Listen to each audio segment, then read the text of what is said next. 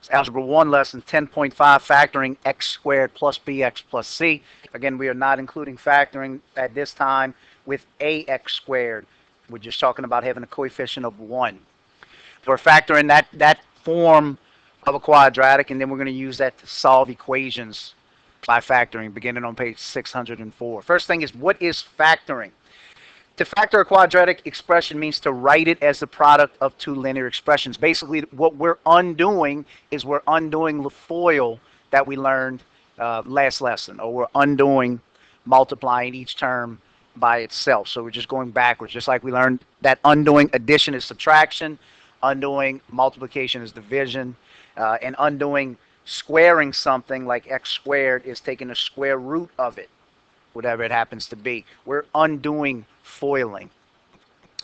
So in order to factor x squared plus bx plus c, it says you know from the FOIL method that x plus p times x plus q is going to be x squared, and then notice it says plus p plus q, and then plus p times q.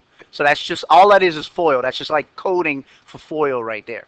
So to factor x squared plus bx plus c, which is the standard form of an equation or of a quadratic without the a in front of it, it's just x squared. You need to find the numbers p and q such that p plus q equals b. Again, a lot of this is coding. Don't freak out about this. All you have to know about this when you look at it is you want to factor out whatever c is.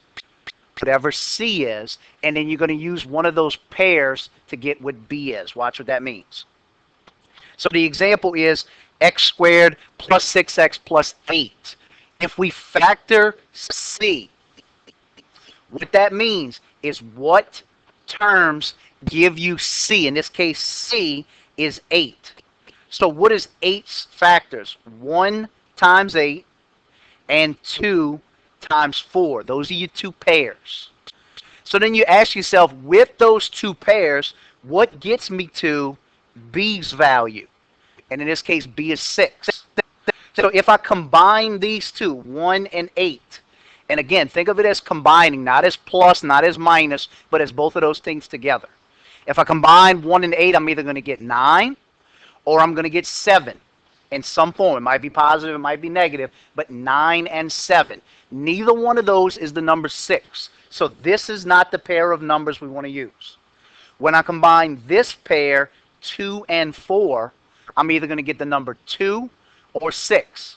Again, either positive or negative, depending on what sign we use, but only 2 and 6 is going to come up. We want the number 6. So you plug in place here, you plug in 4 and 2. Once you have the numbers in, then we'll worry about what the signs are after you have the numbers. Okay? The signs are based on this one here. All that one means is that the signs are going to be the same or they're going to be different.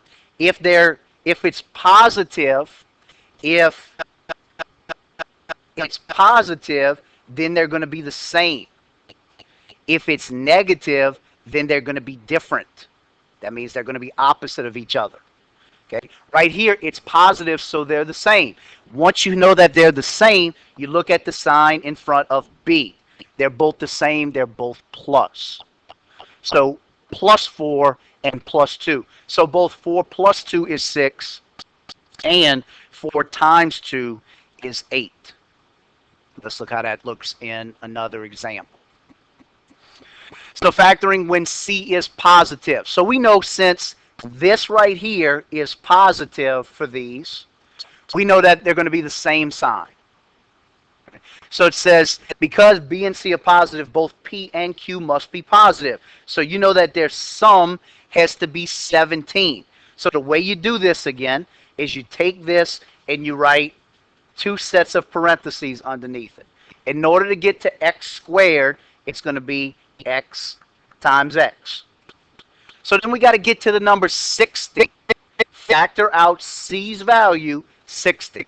Again, don't think of it as positive or negative right now. No, at the example up there it says factoring when c is positive. We'll get to that in a second. 60's factors, there's a lot of factors in 60. 1 and 60 and 60. 2 and 30. Okay, 3 and 20. 4 and 15. And then 5 times 12 and then 6 times 10. See? And then 7, 8, and 9 don't go into the number 60. So it's a lot of pairs of factors right there. You want the pair of factors that's going to get you to B's value. And B's value in this case is 17. So look at the first two, 1 and 60. You're either going to get 61 or 59. That's not it. 2 and 30. That's either going to give you 32 or 28. That's not it. 3 and 20. That's either going to give you 23 or 17. That might be it. Let's check the rest of them to make sure. 4 and 15 is either going to give you 11 or 19. That's not it. 5 and 12 is either going to give you 17 or it's going to give you 7. That could be it. And then 6 and 10 is either going to give you 16 or 4. So we have two possibilities, 3 and 20 or 5 and 12. Now what we got to do is we have to decide which pair works. Since this sign right here is positive, that means our signs have got to be the same. So that means we have to add the numbers up. In this first pair right here, 3 and 20, the only way we can get to 17 is by subtracting them. So that pair will not work for us. So we have to use the numbers 5 and 12. Again, since that sign was positive, they were the same. This one says since they're the same, they're both plus. So it becomes x plus 5, x plus 12. Again, all that p plus q stuff is confusing to a lot of people. But x plus 12, and notice I have them in opposite order than they're written right here. It's not going to make a difference. Remember, it doesn't matter what order you multiply in. X plus 5 times x plus 12. Now, 39 is an easier number to factor because there are fewer factors. Remember, to do this one, you're going to do the same thing. Two sets of parentheses. X times x gives you x squared. We're only going to fool with stuff like that for right now. When you have a x squared, like I showed y'all earlier, it won't always be x times x like that. So we're not getting to that in this class, though. But to factor c's value, again, 39, it's only 1 and 39 and 3 and 13. That's the only two pairs you got. So which pair gets you to the number 16? And again, don't think of it as positive or negative. 1 and 39 is either going to be 38 or 40. That's not it. It has to be 3 and 13. That's what I meant about this being an easier version since there are fewer factors than all of these for 60. You know you have to use 3 and 13. Since you got the numbers, now you just decide which signs we got. This one's positive. That means they're both the same. That doesn't mean they're both positive. That means they're the same. Positive means the same. This one says since they're the same, then this one means they're both negative. So minus 3, minus 13. There's your factored version. And again, all of that right there is just that P and Q stuff. Don't let that be confusing to you. This is the simplest way to do this. Factor C, and then look at the sign in front of C, and then make it match whatever it has to be for B.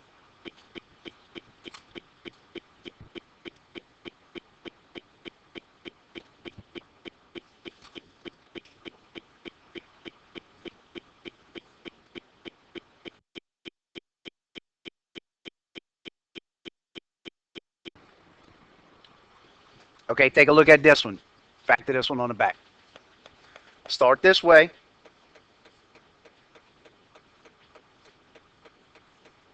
X squared means x times x.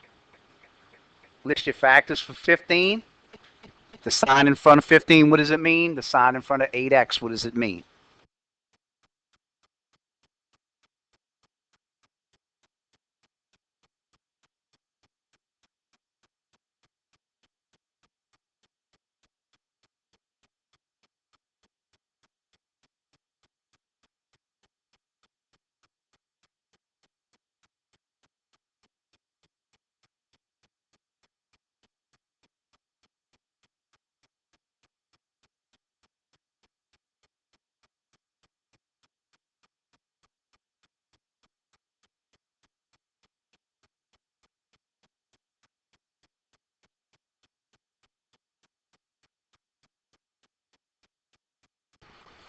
Okay, let's go through this one. I'll give you a little bit more time on the next one real quick. Your factors of C, 15. So what do you multiply by to get 15? You can multiply 1 and 15. 2 doesn't go into it. 3 does. 3 times 5. So you only have two pairs, 1 and 15 and 3 and 5.